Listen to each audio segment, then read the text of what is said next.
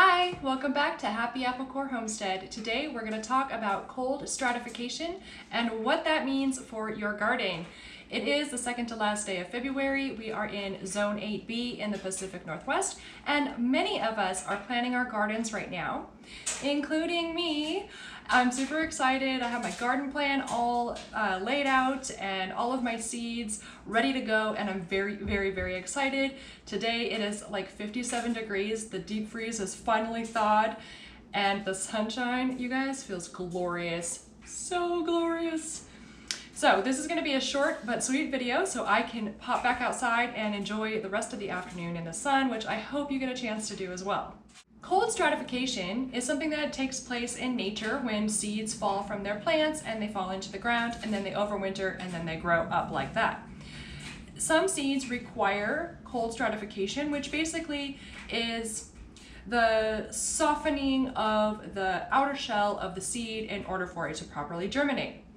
But if you decided, hey, I've got this pack of comfrey and it's starting to get warm, can I still grow it? And the answer is yes, you can do your cold stratification in your house, in your refrigerator. There are several different kinds of plants that require cold stratification on their seeds. Skullcap, Comfrey, Milkweed are a few. There are several others. If you do a little doot on the interwebs, you will see like bergamot, like the bergamot for Oswego tea, not the citrus fruit. Arnica, lavender, like there's a ton of people that say all of those plants require cold stratification, and it's really just these three that I have the hardest time getting to germinate if they do not have cold stratification first. On your pack of seeds, it's going to tell you what you need to plant them in and for how long do you need to put it in your fridge if you're going to be doing this at home, kind of in the early springtime. Comfrey, for example, likes to just be in moist garden soil, whereas the skullcap prefers a peat moss that is also moist. This one doesn't have any water in it yet, but I will add some to it. My garden soil, I just pulled it right out of my garden bed and made sure there weren't any worms and slugs or anything in there. And it's already nice and wet because other than yesterday and today, it has been either snowing or raining forever. Once you know what material to plant it in and how long to leave it in your refrigerator, you'll just open up your seed pack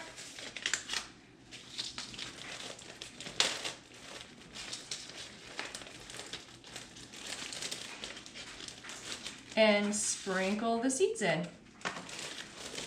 And you want to mix those up really good. Add some water to it if you need to, and make sure you label it, because once everything gets wet, it's going to be hard to tell which seed was in which container. And comfrey needs to be in longer than the skullcap does, so it's just good to know when it's time to take it out of the fridge. Some need 30 days, whereas others just need 2 weeks. And I think there are some plants that even need like 3 months.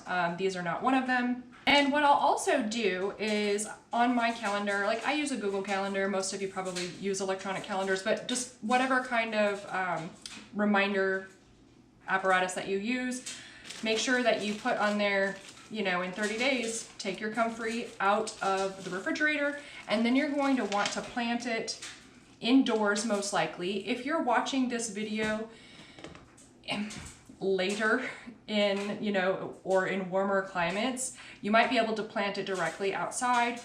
However, it will be too early still, even in 30 days, for me to plant the comfrey outside. Most likely. Definitely will be too early to plant the skullcap outside. So I'm going to plant them in little pods. I call them pods. They're like cells, I think is what normal people call them. Little planter cells. And make sure you stay tuned to the end of this video because I'm going to take you up to my grow room and show you all of my little baby seedlings. Okay, I'm going to get the skullcap seeds in here and add my water and get both of these bags into the refrigerator. And then we'll go up and see what I have planted so far. And I'll show you those cells I was talking about, which is where these will be planted after their cold stratification time is up.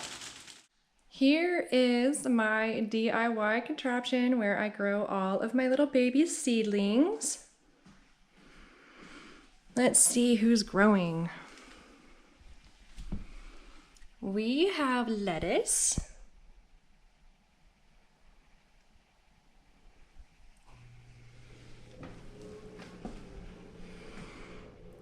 And we have onion.